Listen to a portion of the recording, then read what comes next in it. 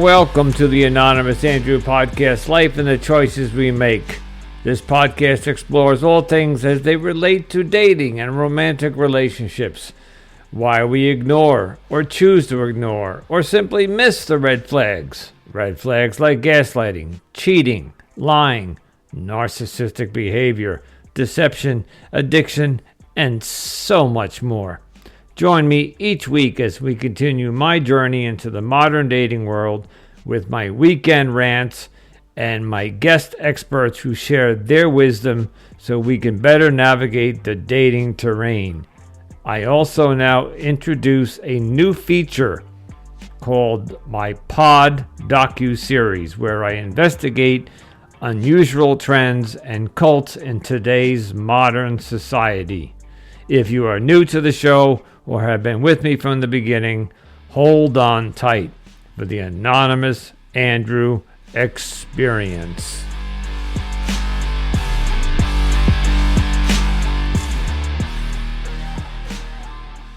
Greetings, Anonymous Andrew, life and the choices we make. So, if you are just coming off episode number 36, where Alana McKenzie joined me in the discussion of the Twin Flames universe cult, this is the episode that I referred to. This is one of the lost archived episodes, and I have to laugh. I think I told you what happened. I did some recordings back in September of 2023, and I was just overwhelmed, and some of them just got lost. Just like that. Gone. But I found them. And this is the last one that I found, and it is a great one because it's Alana McKenzie joins me again. Well, this is actually the first time she joined me back in September, but I wanted to release it as a two-for Tuesday for you guys. So you heard Alana in the last episode, and this is the episode we recorded in September. So sit back and enjoy. I think you'll like this one, and we'll talk on the other side.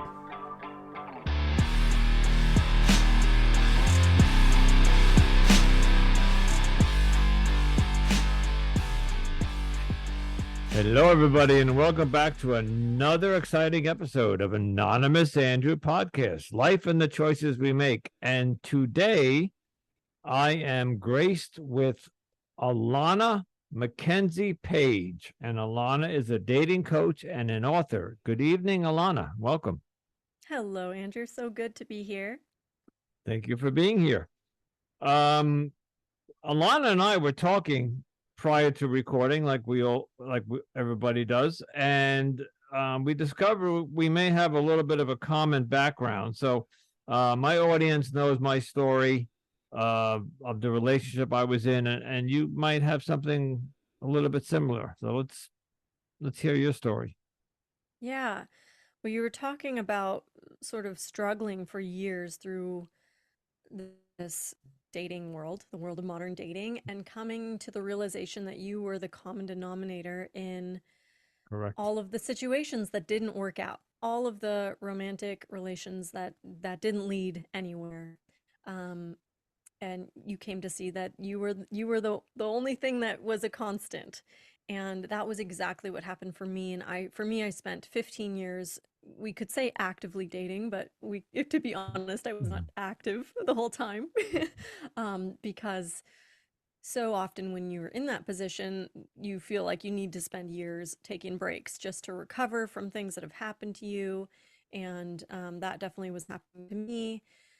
But it's not to say I wasn't trying, right? I actively wanted to be in love. I wanted to find a partner, and I wanted to build life with another person. And because it just wasn't happening for me, I did get to that realization of, I'm it. I'm the common denominator. I'm the one that this isn't working out with. Correct. Yep. And I had to take a really hard look at what was happening in relationship for me, and then especially in the whole dating process. And what I did is I got educated on dating, and I discovered all the research that's been done about how to make dating work for you, how attraction works, how online dating apps work. You know about technology, you're in IT. There's, there are these ways to work with the technology that makes online dating better, um, and builds the human connection, because in the end, dating online is still mostly about the dating, which is the human connection. And there are ways that you can encourage that even in a digital space.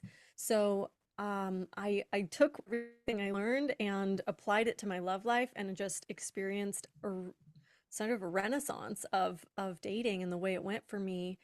And I started having a great time. I was starting to meet really great people, and feel good being with men, in this case for me, and just like feeling like relationship was possible for me. And then about 2 years later, I met my now husband, and began doing this work. Now I work mainly with women, but also with people, just anyone. Gender is less important when it comes to human connection, but in general, I work with women and help them rethink their relationships to dating, and dating and relating, and finding romance and creating committed relationship. Um, so for me, there's like a personal element baked into the experience of helping other people overcome the same things I had to. Okay, so naturally, the next question is, how did you do that? So you went from I'm the common denominator, and I need to fix this, and you did say you did a lot of research. And by the way, these dating apps, yes, I'm in the IT world, but IT has grown over the past 20 years. IT used to be setting up a computer network, and helping people print. My printer Yeah. doesn't work. Come over and fix it. Yeah. Now IT is just exploded into, obviously now there's apps and cell phones, and so how did you go from A to B? Because I'm Yeah. not. I need a map. Yeah. So the first thing that was really important is I got really clear about what I wanted. Because previously I had been dating from what I would now refer to as like a scarcity place, where I really felt like who would even want me? That I was really dating from oh boy. who would even want me? Like, let's be honest, Alana, it's not a very powerful place to date from. It's very painful, and it does lead to you accepting less than you want. And then you generally miss all the red flags, right? Mm. We talked about that. You miss the red flags from the people who are not good fits for you, because you haven't actually stepped up and claimed what you really wanted. And so I wasn't even aware of that, to be honest with you, when I was originally dating. And so that was the first thing. I had to turn that around. I had to really say, what I want matters. Like, I just had to choose that what I wanted also mattered. And get really connected to what it was. Like, because previously I had just been saying things like, I'm really relaxed, I'm so chill, like whatever, whatever you want. But that was not the case. I actually had really deep wants for what was important to me in relationship and what I was looking for.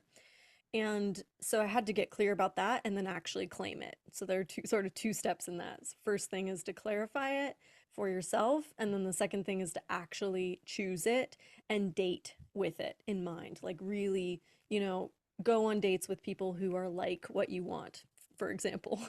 Um, So that intentional dating. Yeah, exactly, being Okay. intentional about it. Yeah, the next thing that I had to do was sort of develop deeper emotional skills in terms of dating. Dating, let's just call it dating. Like, the early phases of romance are this kind of very treacherous battlefield where very small things matter a lot to people. Like, people, they're like, oh my God, you said the wrong word, or you texted me too late or too quickly or whatever, right? Like, we get into this very dramatic state of mind. And so the first thing that or the second thing, I guess, in that case, the second thing in this list that we're making that I had to do was to overcome that kind of mini drama that I usually was playing out in dating, and really get into how am I relating to this person? How am I presenting myself to this person? Does it actually mean they hate me if they don't text me today, or is that just they might have been busy. I have no idea who they are. Like there are these stories that we Create in develop our in our head. head. The narrative in our head starts oh God. Yeah. Yes. You've been there. So it's like it really will attack you. Like it will really get you and kind of trick you in a way into thinking like this person is not interested. They absolutely, they would never want me anyway. There are these kind of things that we do to ourselves that's not even the truth. So you have to really become, I call it sovereign. So the name of my company is Sovereign Dating. It's about becoming empowered in yourself. And you have to really become powerful enough in yourself to remember, like, oh, yeah, I don't know this person yet. I cannot tell what they feel. I don't know what they want from me. I don't know. And that's okay. And not knowing is really hard for the human brain. The human brain wants to know everything. So, So do we ask or let it occur naturally?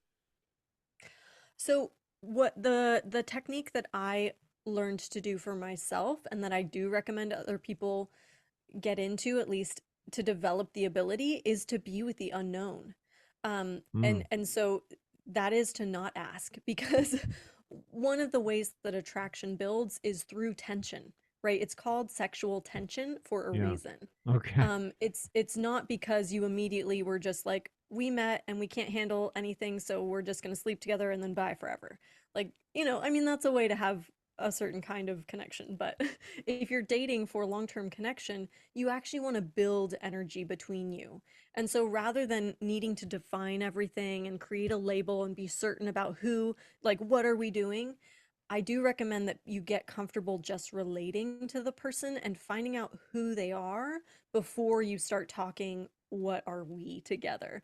Like you really want to make sure that who the person is someone you're actually compatible with in more ways than just attraction. Like in more ways than just like you're hot, right? You want to be sure that there's something beyond that in the connection before you start talking like here's what I need from you. You know what I mean?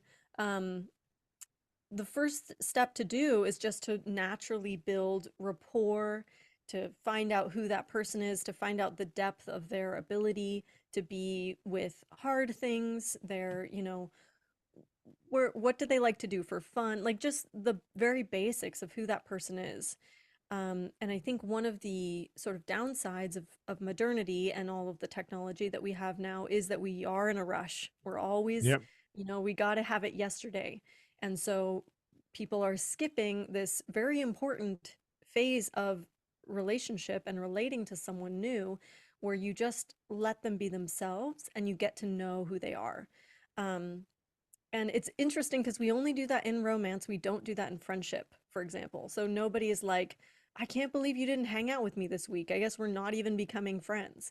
Mm. Like that's it's something that we're very specifically doing in the dating world.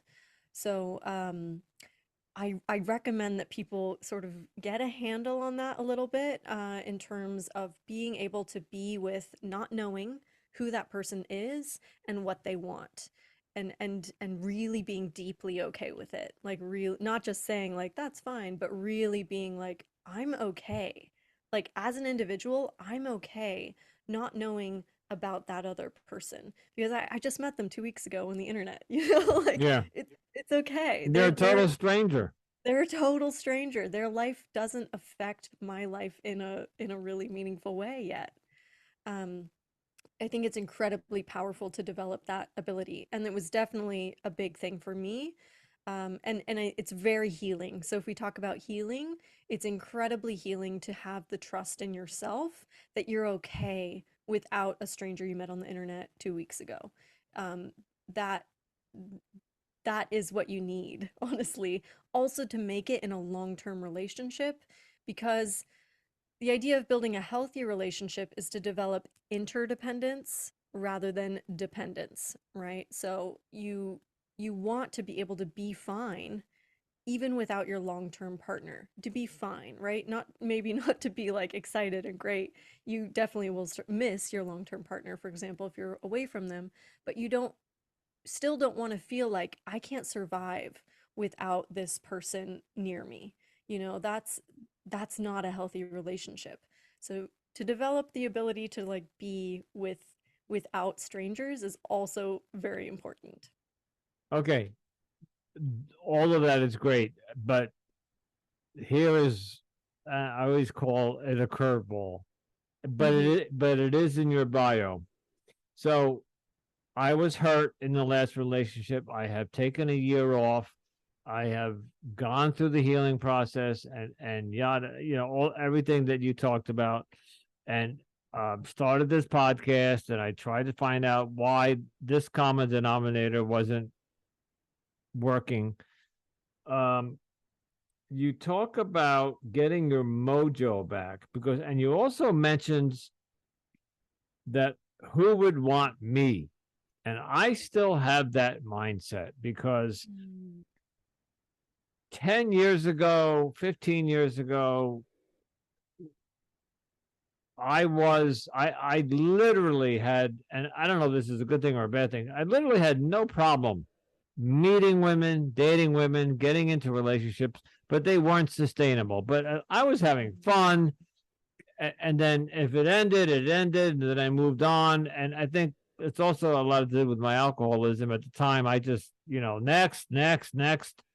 Yeah. But today, as I mature and I'm in sobriety and I'm getting older and time is like the clock is ticking, I want to find that forever person.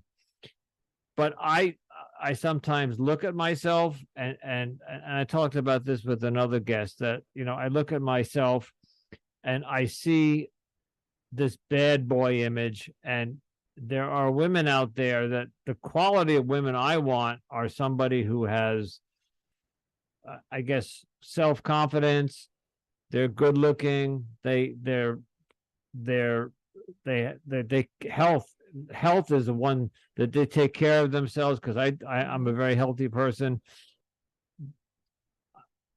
but I'm finding my mojo, that term, I had no problem with. Maybe the Mhm. alcohol had something to do with it because I could always, alcohol is a social lubricant, and Yeah. anybody can work up a mojo. Yeah. I'm having problem with my mojo right now, and you had mentioned somewhere about getting back your mojo and getting back into the dating world, and especially trust. Mhm. I don't Yeah. trust anybody at this point. So how do we navigate that? Well, there's a lot in there. Yeah, I know. I know. I threw a big. That's why I Where do said you it's a want to curveball. start? So I hear like maybe three themes. One would be the trust, one would be the mojo, and one would be the first thing you talked about. My self confidence. I don't Yeah, like. Yeah, self-confidence. I Yeah. feel as if I'm not good enough. Yeah, exactly. Um, so there are different ways you can look at all of those things. So we could just knock them out. Okay. Um, Looking at the self-confidence piece, there are two things I would say from what you shared. And one would be there's just factually, like if we look at is it true that you could never have the love you want? Factually, it's not true. And the fact of the matter is that there are so many people out there in the world and so many different things people are attracted to. We have like a very narrow brainscape about what's attractive somehow, but in actuality, the things people are attracted to are very numerous. Like it's a huge range for people to be attracted to to to other humans. Like that's um yeah, that there's no reason someone can't be attracted to you, for example. Uh, Another and, thing, and I had women attracted to me. That was never an issue, but now all of a sudden it's become an issue. But I'm sorry, keep. Yeah, so that's interesting. So where is the issue coming from for you? Well, it's a twofold answer. One is that the last relationship, in the beginning, I was told how handsome I was and how she was Latina and I was the first gringo, the first American she ever dated, and it was like a novelty for her, and she just fell over me like she Mm. couldn't get enough of me. Um, at the end of the relationship, when we parted, she actually said to me, one of her last contacts to me was that I no longer find you attractive and good luck finding somebody as good as me. She put all this negative stuff into my Mm. head and I listened to it and it's been resonating for me for the past year. And even though I know that was a malicious statement and it was and not true, when somebody puts you on a pedestal and then kicks the pedestal off from underneath you 2 years later, and then the third part of that is I'm 63 and I'm getting older and even though I've been told I look a good 63.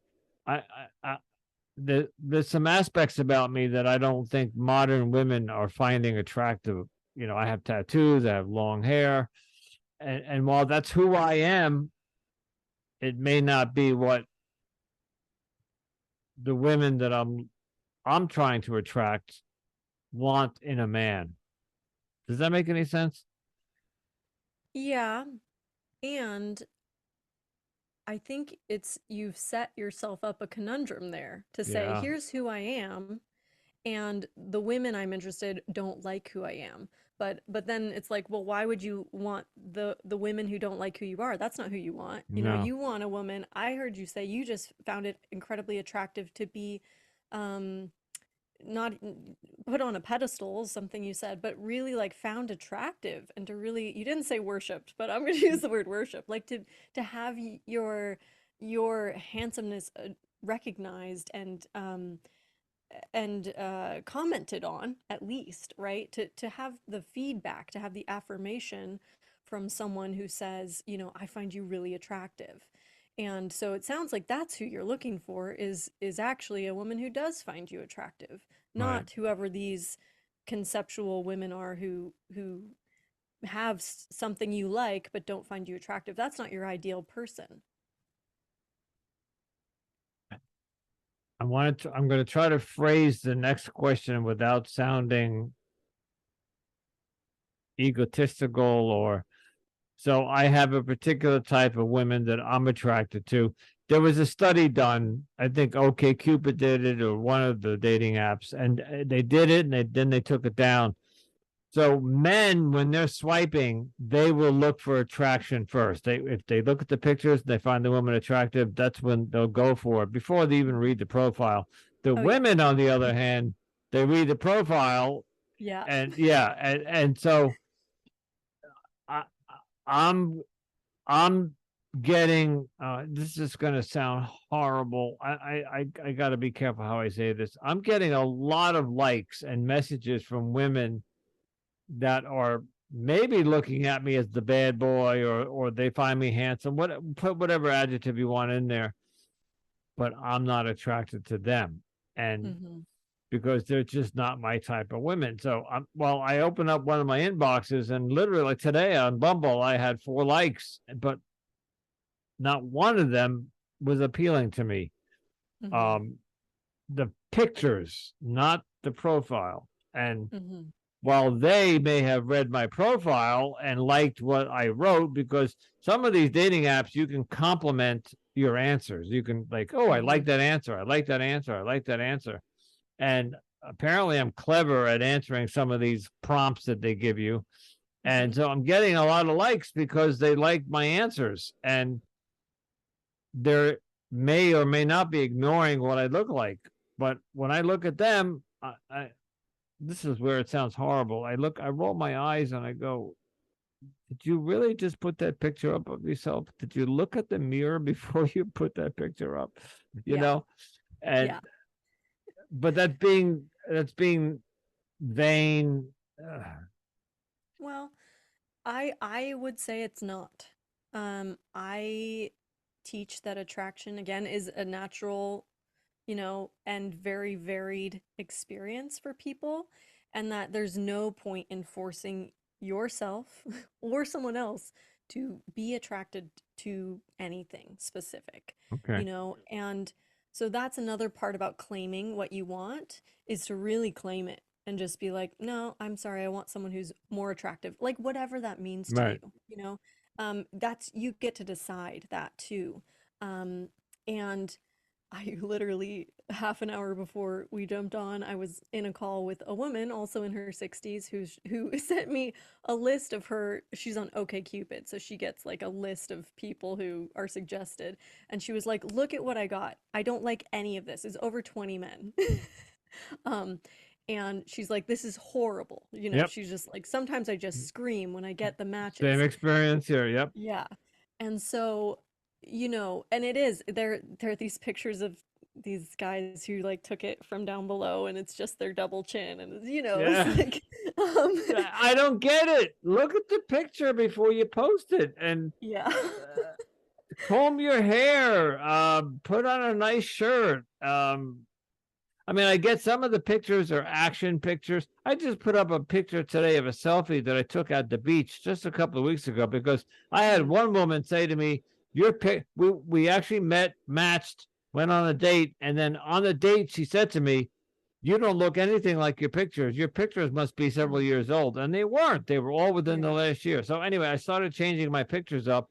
And I went to the beach last weekend and I was sitting in a chair and the sun was shining and I took a selfie and I put it up because I said, here I am at the beach and this is who I am. And Yeah. no, my hair wasn't combed, but I was at the beach and my face was all red, but I'm a beach bum. And Yeah. that's, so anyway, I was just commenting off I just think Yeah. the pictures, you do have to put a little thought into the picture. Yeah, and that's another thing, definitely like talking online dating best practices, that there is somehow we still haven't communicated that across the board of like, you need really nice pictures. Like people are getting professional pictures done for their online Uh, dating profile, okay. and that's fine. That's a good idea. Well, it's a good idea, but I had this conversation with somebody the other day. If I have to go out and spend $500, Oh. I don't know what they charge for me to go into a studio or for her to come to my place and follow me around for 3 hours and take pictures. To me, that's not natural. If you want to Yeah. see me in my element, I'm at the beach. I'm bike riding. I got a couple of pictures of me playing tennis. I'm a tennis player, so there's a picture of me actually playing tennis on the tennis court. Hmm. These are real active pictures of me in my life, my every day-to-day life, because I don't Yeah. want to put a picture up there that's professionally done. And then what do? They filter it. They take out this. They put in that, and that's not me. Yeah. So yeah, having professional pictures might be a good idea. If It's more for your face, the up close face shot, because people have a really hard time getting good lighting for some Okay, reason. But definitely for action shots, yeah. I mean, definitely don't worry about. yeah.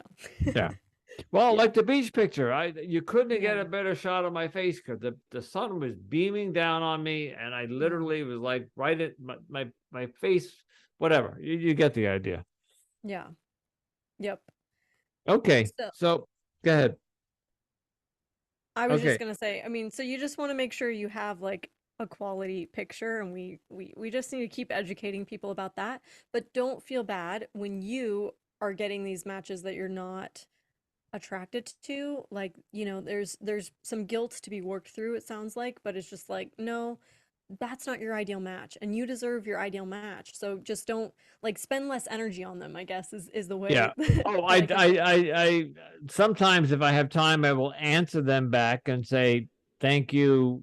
And this a lot of times is the truth. This is another problem with dating apps. the filters on the radius of your geographical. I like somebody within 20 miles of me because I don't want to drive 2 hours to go on a date.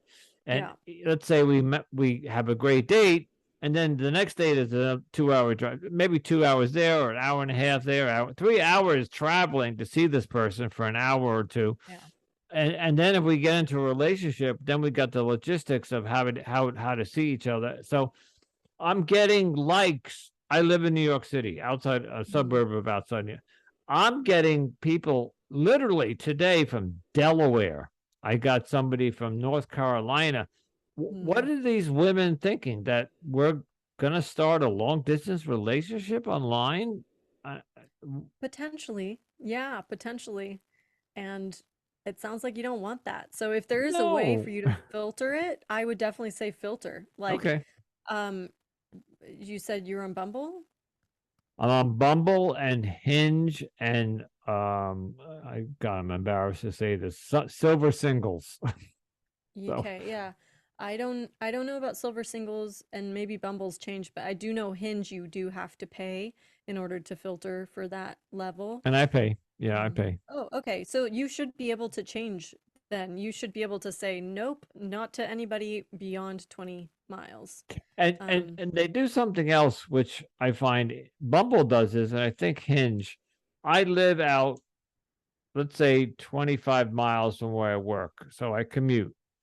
When I'm at work and I'm swiping, I Bumble and Hinge know what my geolocation is. Yeah. So they're giving me now closer to people in New York City. I don't want to date New York City. I want to date I don't want to say where I live, but I want to date 20 miles from my radius and where I live. Yeah.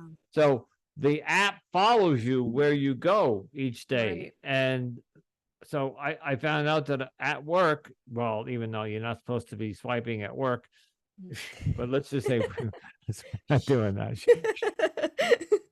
I don't do it anymore. I wait till I come home because they're offering me women from New Jersey, New York City, Connecticut, because my thing is set at 20 miles. And from where I work, 20 miles is Connecticut, New Jersey, Southern New Jersey. Yeah. I guess that's all the algorithms and logistics of the dating app. So yeah, you'd have to stick to, you can only do Silver Singles at work. That's the deal. Well, and the Silver Singles I have a complaint with.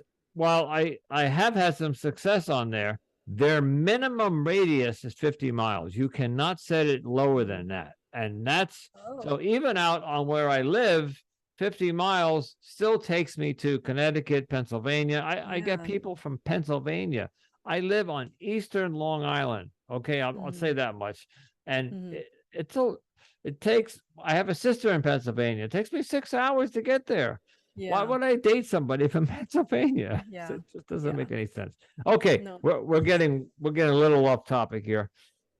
Although we are talking about the dating apps and how they work. I think we were talking about getting our mojo back. Yeah, so that's the next piece. And actually it's a great tie-in from what we've been talking about, because when you start to feel like dating apps are a drag, right? This like, they're like this and they're like that, like it drags down on your ability to feel great in dating and to feel like really getting out there and using them more often. And I mean, I talk about sexual power. Like it just puts a damper on your sexual power, and that's a bummer, and it will dampen your mojo for sure. Yeah. Yep. It will. So in that case, what I generally recommend is like to pick a platform that you enjoy, like a dating platform that you like the best, and just spend your time there and just, focus on the things you like about dating. And it's sort of the thing, you get bad matches, like bye-bye. I mean, it's really nice that you reply to these people. That's really, really thoughtful. It's the gentleman in me. I don't like to be ghosted, and I will simply say to them, whether it's a lie or not, it's either you're too far or I come up with something, but I say thank you for like on Hinge, they give you a rose. I got a Mhm. rose the other day from somebody that looked like Aunt Tilda from like Mm. Little House on the Prairie. You know, it was like Yeah. I'm covering my face now because I'm embarrassed. But I don't want to judge anybody else's looks, but I had to say very nicely, thank you for the rose, but you're too far away, you know, Yeah. and Yeah. Yeah, I mean, and that's why I'm saying that's a really great practice. Like for emotional intimacy, that's an amazing practice that you're doing. And at the same time, if it's getting in the way of you feeling great about dating and great about yourself dating, then I would say you can also let some of that stuff go and just and really focus on the parts of dating that make you happy. And then on that note, the other thing is to bring more happiness into your life. Because falling in love is about dopamine. I don't know if you yeah, know about dopamine, but it's I the do. pleasure hormone. And Mm-hmm. so the more of that you can bring into your life, not just in dating, but like different areas of life, you bring it in through, the activities you do. Sounds like you're highly active. So it's like, doing more stuff in your life that you love. For some people, it's like cooking, like they get to go cook this amazing I love food, like cooking too. whatever it Yeah, is. Yeah, just bringing more dopamine-inducing activities into your life can really help you get your mojo back. The other thing for people in modern life is stress, because stress is a super mojo killer. And so a lot of people are more burned out than they realize. uh-huh. um, Oh, and I that's know. the reason they have nothing, it's not quite depression often, but it's still this like low level, not good, right? It's Yeah, this low level, I don't feel good about life. And that is usually burnout these yeah, days. It's just overwhelm. and I'm So experiencing that right now. yeah, So yeah. Oh, yeah. because I have a full time job. I started this podcast, which is my passion, and then I have uh, grandchildren. I have a friendship network, and I go to AA meetings, and it's like trying to squeeze all that in. Like tonight, I came home and I had two recordings, one after the. I got home at six o'clock. I had 20 minutes to prepare for my first recording, and then you and I met an hour later. And by the time I get done tonight, it'll be 9 o'clock. I'm in bed by 9:30 because I'm up at Yeah. 5:30. You know, yada yada yada. Yeah. So Yeah, it's that's burnout because I'm for sure. squeezing too much into my day. Yeah. Yep. So Yeah, and you're not alone in yeah, that. no, I know, I know. So, Everybody says I wish there were more hours in the day. yeah. We only have a few minutes left, and I want to get to your book. You are an author, and you wrote a book called. The Art of Feminine Seduction. Okay, And it is a dating self-help guide for straight women. But if you read the reviews, it's also relevant to everyone. okay, Um, great. uh, so what it is I took in my studies and my research, I took ancient tantric philosophy, right, from the East, and I Okay, combined it with modern Western relationship and dating science. And I found all the places where they crisscrossed. And then I created sort of a methodology for doing the things that we've talked about on this call. We didn't get to trust, but that's a little bit in the book as well as how to build that trust. Um, my method is you build it in yourself first, because as soon as you trust yourself to not, follow the red flags, to not spend a lot of time on the people who don't matter, and to not, just be dating people who are a bad fit for you, you can trust other people way easier. yeah, and somebody told me just a couple of days ago that a lot of us, especially me, and maybe you did at the beginning when we got burnt in a prior relationship, when we start dating again, we're looking for the red flags, which was Mm, all about my first season. Somebody said to me, stop looking for the red flags and look for the green ones. yes, exactly. Exactly. Yeah. And so this method is the my dating method that I teach in the book. Um, the art of feminine seduction. Feminine is referring to the energy of feminine energy, which is about relaxation and getting into dopamine. So that's where that comes in, is like, how do you make enough space in your life and yourself and your relationship to your body and yourself to allow someone new into your life? And then the seduction piece is like where I teach relationship skills, like creating connection with new people and flirtation. That's a big one. A lot of people have Hmm. hangups about flirtation, but it's so important to be able to flirt I think in so. romantic It's relationships. it's part of courtship. Yeah, Yeah. exactly. And there's like a lost art going on in our Uh-huh. culture right now.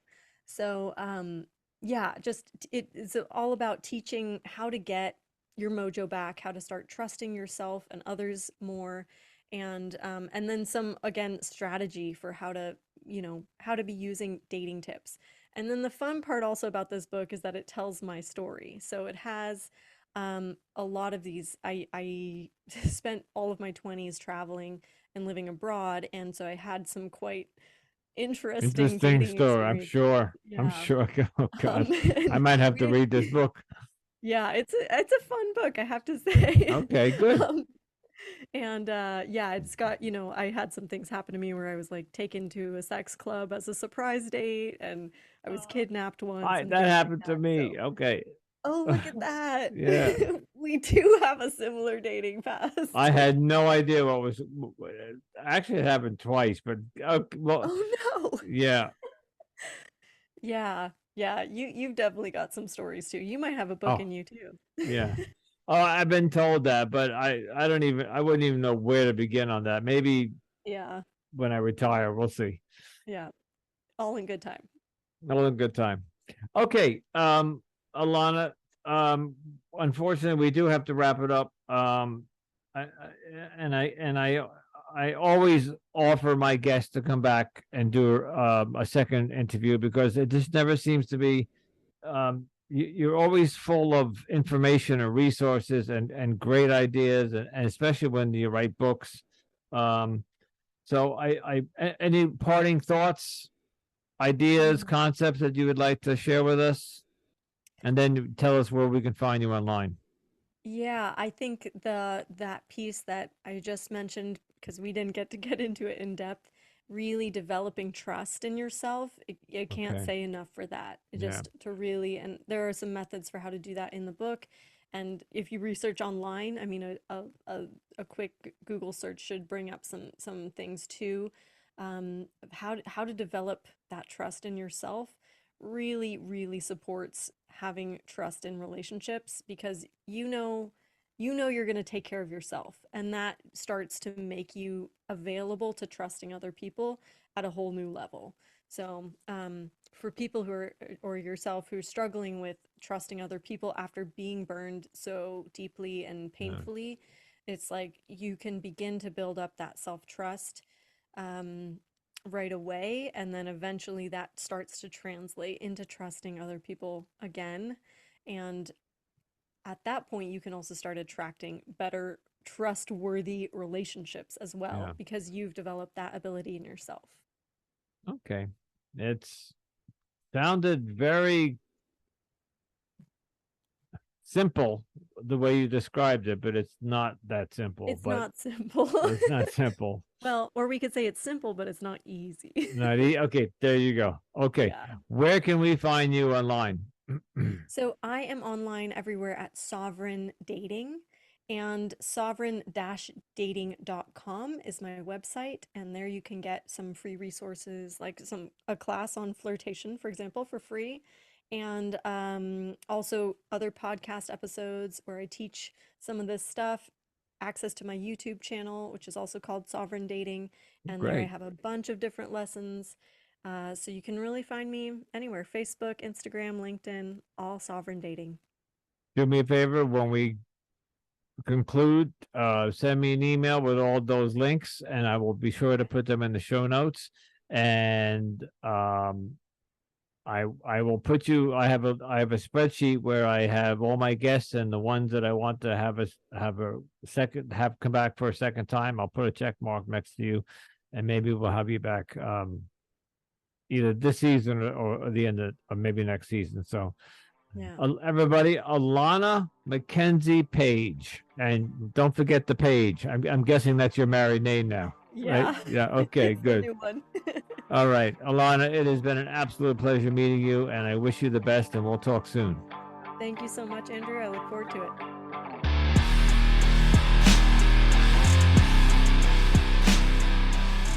Well, there you have it. Thank you, Alana, so much. And again, I apologize for that.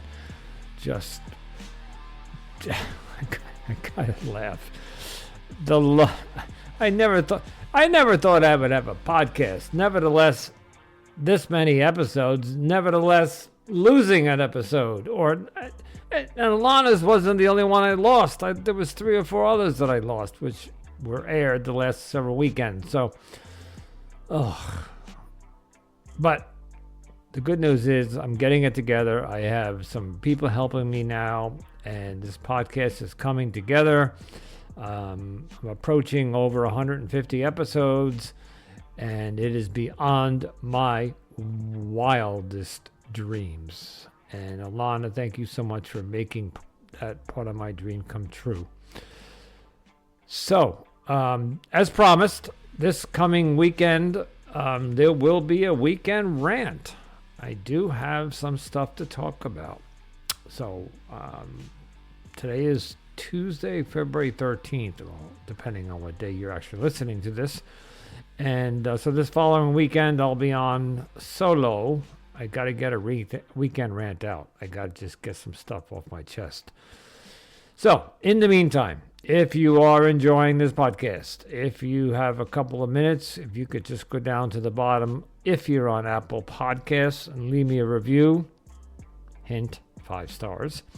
Or if you're on Spotify, they now allow you to leave reviews for each episode. So if you listen to an episode of my podcast, I should say, on Spotify, please leave some comments, hopefully nice comments, and maybe share this podcast with somebody that you know that might be struggling.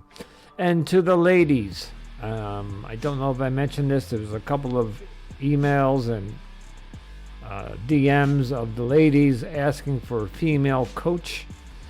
That I was having too many men on. Well, you just got 2 episodes in a row on a Tuesday.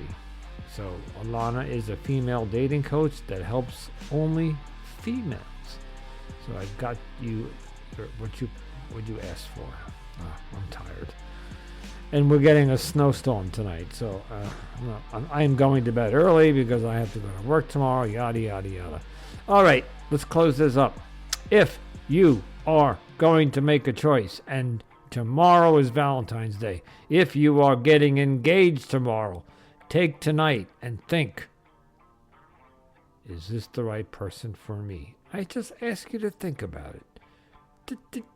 Did you miss any red flags? That's all. Because in the beginning of my last relationship, for a year, everything was just peaches and cream, rainbows and unicorns. And then it went south. So just take some time and think about it. Okay, we'll talk to you this weekend.